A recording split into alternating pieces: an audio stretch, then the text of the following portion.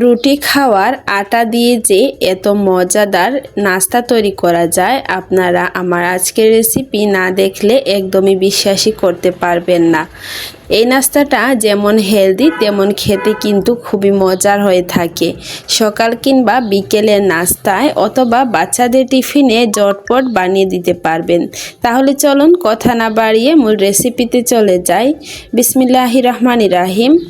এই নাস্তা বানানোর জন্য প্রথমে আমি একটা পাত্রে নিয়ে নিলাম সুজি। এখানে আমি 1 বাটি পরিমাণ সুজি নিয়েছি আর দিয়ে দিচ্ছি সুজির পরিমাপে 1 বাটি পরিমাণ পানি দিয়ে সুজিটাকে চামচ দিয়ে ভালোভাবে মিশিয়ে নিয়ে এটাকে আমি ঢাকনা দিয়ে ঢেকে রাখবো 5 মিনিটের জন্য, যাতে সুজি আর পানিটা ভালোভাবে মিশে যায়।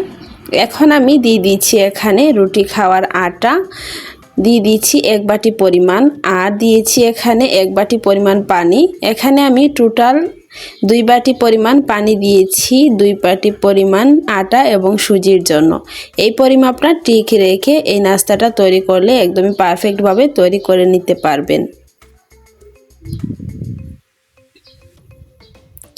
এই নাস্তাটা খাওয়ার জন্য আপনারা যে কোনো ধরনের সস অথবা রায়তার সাথে বানিয়ে খেতে পারেন।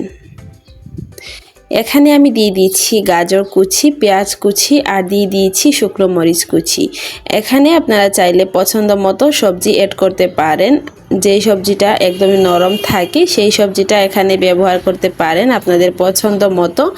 আর দিয়ে দিতে পারেন ধনিয়া পাতা কুচি, এতে করে নাস্তার ফ্লেভারটা অনেকটাই বেড়ে যায়। দিয়ে দিচ্ছি আমি এখানে স্বাদ অনুযায়ী লবণ, হাফ চা চামচ পরিমাণ হলুদের গুঁড়া আর 1 চিমটি পরিমাণ মরিচের গুঁড়া, যাতে সুন্দর একটা কালার চলে আসে এর জন্য। আর এই নাস্তাটা একটু জাল হবে, এর জন্য খেতে কিন্তু খুবই ভালো লাগে। যদি এটা বাচ্চাদের জন্য তৈরি করেন তাহলে জালের পরিমাণটা কমিয়ে দিবেন অথবা স্কিপও করতে পারবেন। এখন আমি সবগুলোকে একসাথে মিশিয়ে নিচ্ছি। এখানে আপনারা টমেটো কুচি দিতে পারেন, আপনাদের পছন্দ মতো হাতের কাছে থাকা যে কোনো ধরনের সবজি দিয়েই কিন্তু এই নাস্তাটা বানাতে পারেন। খেতে কিন্তু মাশাআল্লাহ খুবই সুস্বাদু হয়ে থাকে। এখন আমি দিয়ে দিচ্ছি এখানে বেকিং পাউডার দিয়েছি, এটা অনেকটাই ফুলবে বেকিং পাউডার দেওয়ার কারণে। আপনারা যদি দিতে না চান তাহলে স্কিপও করতে পারবেন। এখন আমি নাস্তার উপরে দেওয়ার জন্য নিয়েছি এখানে কিছুটা পরিমাণ গাজর কুচি, পেঁয়াজ কুচি আর নিয়েছি শুকনো মরিচ। এখন আমি এটাকে ভালোভাবে একসাথে মিশিয়ে নিচ্ছি। দিয়ে দিব স্বাদ অনুযায়ী লবণ, দিয়ে আবারও এটাকে ভালোভাবে মিশিয়ে নিব। নাস্তা তৈরি করার সময় এইটা উপরে দিয়ে আমি নাস্তাটা তৈরি করব, এতে করে নাস্তাটা দেখতেও সুন্দর লাগবে আর যখন এই সালাডটা মুখের মধ্যে পড়বে তখন নাস্তাটা খেতেও কিন্তু খুবই সুস্বাদু হবে। তো দেখতেই পাচ্ছেন আমি নাস্তা তৈরি করার জন্য একটি ফ্রাই প্যানের মধ্যে অল্প একটু তেল দিয়েছি। আর এই নাস্তা তৈরি করতে বেশি একটা তেলের প্রয়োজন হয় না। তো এখন আমি এখান থেকে 2 চামচ পরিমাণ ব্যাটার দিয়ে দিলাম। আর এই ব্যাটারটা কিন্তু একটু বেশি ঘনত্বের তৈরি করতে হবে, পাতলা ব্যাটার তৈরি করলে কিন্তু এই নাস্তাটা পারফেক্ট হবে না। এখন আমি এটাকে ভালোভাবে মিশিয়ে নিয়েছি।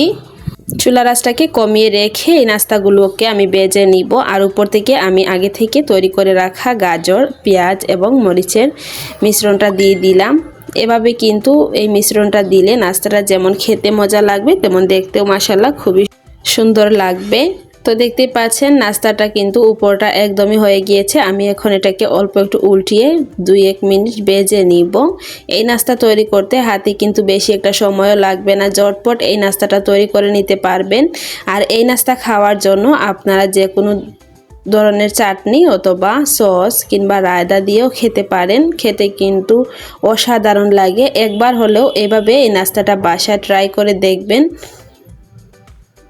আর দেখতেই পাচ্ছেন নাস্তার কিন্তু খুবই সুন্দরভাবে ভাজা হয়ে গিয়েছে। আমি এখন নাস্তাটাকে উঠিয়ে নিব আর পরিবেশন করে আপনাদের সাথে শেয়ার করব নাস্তাটা কতটা ইয়াম্মি লাগছে।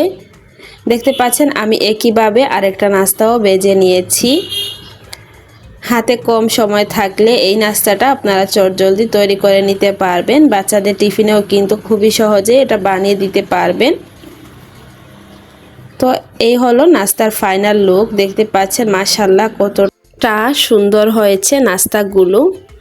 ভিডিওর এই পর্যন্ত এসে যারা একটি লাইক দিতে ভুলে গিয়েছেন, অনুরোধ করব একটি লাইক দিয়ে সম্পূর্ণ ভিডিওটি কন্টিনিউ করবেন। আর আমার চ্যানেলে যদি নতুন হয়ে থাকেন, আমার ভিডিওর কোনো অংশ আপনাদের কাছে ভালো লাগে, তাহলে প্লিজ আমার চ্যানেলটিকে সাবস্ক্রাইব করে পাশে থাকা বেল আইকনটি অলে প্রেস করে রাখবেন। এতে করে আমি নতুন কোনো ভিডিও আপলোড করার সাথে সাথে নোটিফিকেশন আপনাদের কাছে পৌঁছে যাবে। আর যদি ফেসবুক পেজ থেকে আমার ভিডিওটি দেখে থাকেন, তাহলে প্লিজ একটি ফলো দিয়ে আমার পাশে থাকবেন। তো এই ছিল আমার আজকে রুটি খাওয়ার আটা দিয়ে খুবই মজার এবং হেলদি একটি নাস্তার রেসিপি। আপনাদের কাছে কেমন লাগলো প্লিজ কমেন্ট করে জানাবেন। যদি ভালো লাগে ফ্রেন্ডস অ্যান্ড ফ্যামিলির সাথে আমার ভিডিওটি শেয়ার করে দিবেন। সবাই অনেক বেশি ভালো থাকবেন, সুস্থ থাকবেন। দেখা হবে পরবর্তী কোনো ভিডিওতে। আল্লাহ হাফেজ, আসসালামু আলাইকুম।